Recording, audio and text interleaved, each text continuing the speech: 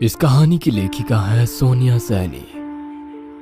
पिछले 3 दिनों से मैं लगातार अद्विक का फोन मिला रहा था, लेकिन हर बार नॉट रीचेबल सुनकर मेरा दिमाग कुछ अनहोनी की आशंका जाहिर कर रहा था। अद्विक मेरा जिगरी दोस्त है।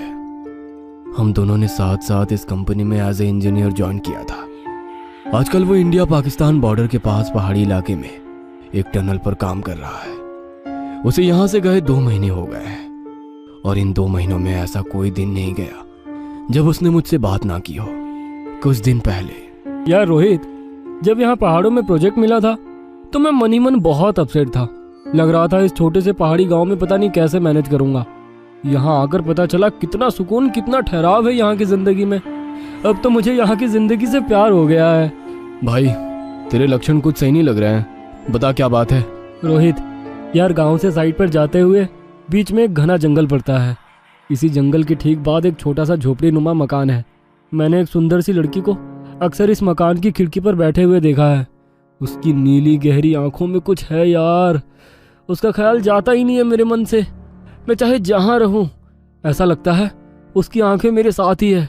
कई बार तो मुझे लगता है कि वो मेरे साथ ही है, जैसे कहीं आसपास छिपकर मुझे देख रही हो। अबे बस कर भाई, तू तो शायर हो गया। इतना गहरा प्रेम कि तुझे पत्थरों में भी लड़की दिखाई दे रही है। अद्विक उस लंबे बाल और नीली आंखों वाली लड़की की खूबसूरती पर मोहित हो गया था। एक दिन उसके घर के सामने से गुजरते समय लड़की ने अद्विक को आवाज लगाकर अपने पास बुलाया। बाबूजी, बाबूजी। हेलो, मेरा नाम अद्विक है। तुम्हारा नाम क्या है? मेरा नाम रूपल है।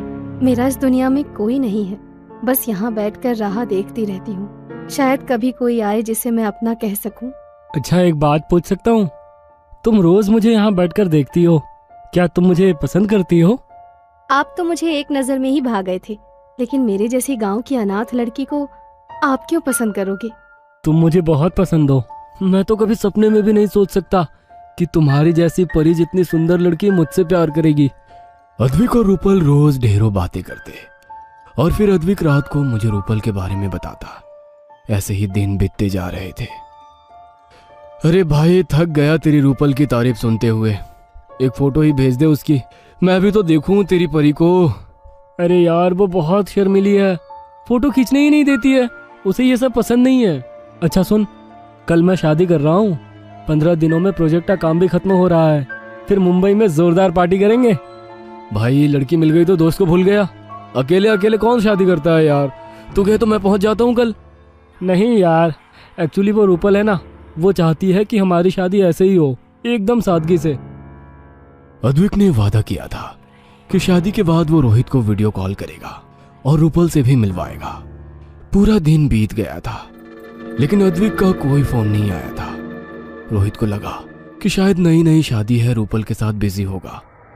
लेकिन इसी तरह एक के बाद एक दिन बीत गए। ना तो अद्विक का कोई फोन आया, ना ही रोहित के किए हुए किसी भी फोन का अद्विक ने कोई जवाब दिया।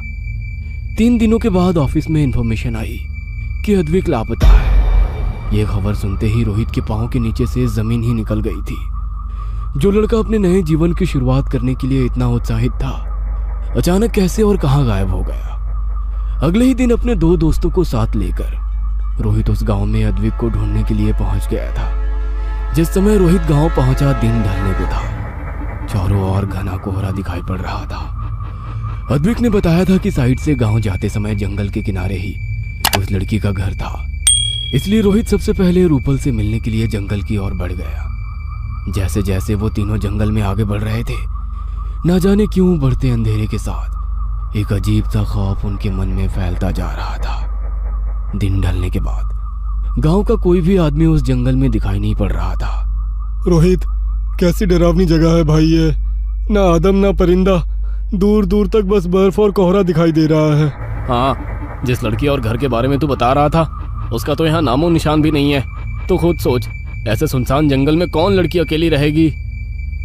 वही तो मैं भी सोच रहा हूँ यार। आखिर 3 दिनों में वो लड़की कहाँ गायब हो गई, और हमारा अद्विक भी। वे बातें करते हुए आगे बढ़ रहे थे कि तभी नीलेश ने टॉर्च की रोशनी में किसी लड़की को भागकर पेड़ के पीछे छिपते हुए देख लिया। वहाँ कोई है भाई? पायल की आवाज तो मैंने भी सुनी है, लेकिन इतनी रात गए सुनसान जंगल में लड़की कैसे आ गई? भाई, कोई चुड़ैल तो नहीं है? तू बकवास बंद कर। तीनों लड़की के पास पहुंच जाते हैं। ओढ़नी से अपना चेहरा छुपाए हुए वो तीनों को देखकर झट से पीछे घूम गई। कौन हो तुम? यहाँ क्या कर रही हो? वो मेरी बकरी जंगल में गुम हो गई है, उसी को ढूंढने आई थी। आप लोग कौन हैं? अच्छा, इसी गांव में एक इंजीनियर रहने आया था, उसे जानती हो? हाँ, वो तो बड़े ही भले आदमी हैं। अच्छा, उसकी एक लड़की के साथ दोस्ती थी। तुम जानती हो वो लड़की कौन थी? यहीं जंगल के पास उसका घर है। क्या कहा? जंगल में लड़की का घर? जंगल में लड़कियां नहीं चुड़ैल रहती हैं। उनकी किसी के साथ दोस्ती नहीं थी। गांव में लोग कहते हैं वो किसी चुड़ैल के चक्कर में फंस गए थे। कई लोगों ने उन्हें समझाया लेकिन वो किसी की सुनते ही नहीं थे। अकेले में बड़बड़ाते रहते थे, रात को जंगल में भटका करते थे। क्या बात कर रही हो? तो क्या रूपल नाम की कोई लड़की है ही नहीं? तो फिर अद्विक कहाँ चला गया? जरूर आपके दोस्त अद्विक को वो पिछली पैरी अपने साथ ले गई है। अब बस एक ही उपाय है, आप लोग मेरे साथ चलिए। हमारे पहाड़ों में ऐसा पहले भी हुआ है। सुंदर नौजवान लड़के इनका सबसे पसंदीदा शिकार होते हैं। अब तो बस बिरजू बाबा ही उस पिछली पैरी से आपके दोस्त की रक्षा कर सकते हैं। हाँ, अगर ऐसा है तो हमें बिल्कुल भी देर नहीं करनी चाहिए। कहीं ऐसा ना हो कि हम अद्विक से हाथ धो बैठे। हमें उन बाबा के पास ले चलो। नहीं नहीं बाबूजी, रात गहरी है। ऐसे में अगर किसी ने मुझे आपके साथ देख लिया तो बहुत बदनामी होगी। मैं कल सुबह आपको लेकर चलती हूँ। रोहित ने महसूस किया कि बात करते हुए वो लड़की बार बार आंचल से अपना चेहरा ढक रही है और डर कर इधर उधर देख रही है। देखो, घबराओ मत, हम लोग अच्छे लोग हैं, मुसीबत के मारे हैं। शायद तुम्हारी मदद से किसी की जान बच सकती है। हमें अभी उन बाबा के पास ले चलो। रोहित की बात सुनकर लड़की कुछ पल के लिए रुकी, इधर उधर देखा और फिर इशारे से उन तीनों को घने जंगल की ओर आने को कहने लगी। अपनी पायल और काली चूड़ियों को छम छम करती वो आगे आगे चलने लगी। वे तीनों भी उसके पीछे पीछे चल रहे थे। कुछ दूर जाने के बाद उन्हें सामने एक घर दिखाई दिया। पहले लड़की ने उस घर में प्रवेश किया, उसके बाद एक एक करके रोहित, नीलेश और सुंदर भी अंदर आ गए। अंदर आते ही लड़की के चीखने की आवाज सुनाई दी। मुझे बचाओ बाबूजी, बाबूजी मुझे बचाइए। इससे पहले कि वे तीनों कुछ समझ पाते, तेज आवाज के साथ दरवाजा बंद हो गया। गहरी काली रात में सुनसान जंगल के बीचों बीच बने इस घर में उनकी सांसों के अलावा कोई आवाज सुनाई नहीं दे रही थी। बाहर से भेड़ियों और सियारों के रोने की आवाज सुनकर उनकी आत्मा भय से कांप रही थी। रोहित ने टॉर्च से कमरे में रोशनी की और वे धीरे धीरे उस घर में आगे बढ़ने लगे। ये देखो, ये अद्विक का मोबाइल है ना? इसका मतलब अद्विक यहाँ आया था। लेकिन वो लड़की कहाँ गई? वे तीनों सोच ही रहे थे कि अचानक सुंदर की नजर जमीन पर बेहोश पड़े अद्विक पर पड़ी। ये रहा अद्विक। यहाँ तो हर तरफ खून फैला हुआ है। ओ गॉड, इसे हुआ क्या? अंदर से किसी के गुनगुनाने की आवाज आ रही है। ऐसा लग रहा है कोई मंत्र पढ़ रहा हो। टॉर्च ऑन करके तीनों अंदर के कमरे में पहुंचते हैं। वह फर्श पर खून से पैरों के उल्टे निशान बने हुए थे और सामने एक भयानक शक्ल वाली चुड़ैल बैठी कोई मंत्र पढ़ रही थी। उन तीनों को देख वो उठ खड़ी हुई और जोर जोर से हंसने लगी। पहनावे से पता चल रहा था कि ये वही लड़की है जो उन्हें यहाँ लेकर आई थी। उसके लंबे बाल उसके चेहरे को पूरी तरह से ढके हुए थे। बालों के बीच से उसकी लाल लाल खून की तरह चमकती आंखें दिखाई पड़ रही थी। देखते ही देखते वह चुड़ैल लंबाई में बढ़ने लगी। उसका सर अब मकान की छत को स्पर्श कर रहा था।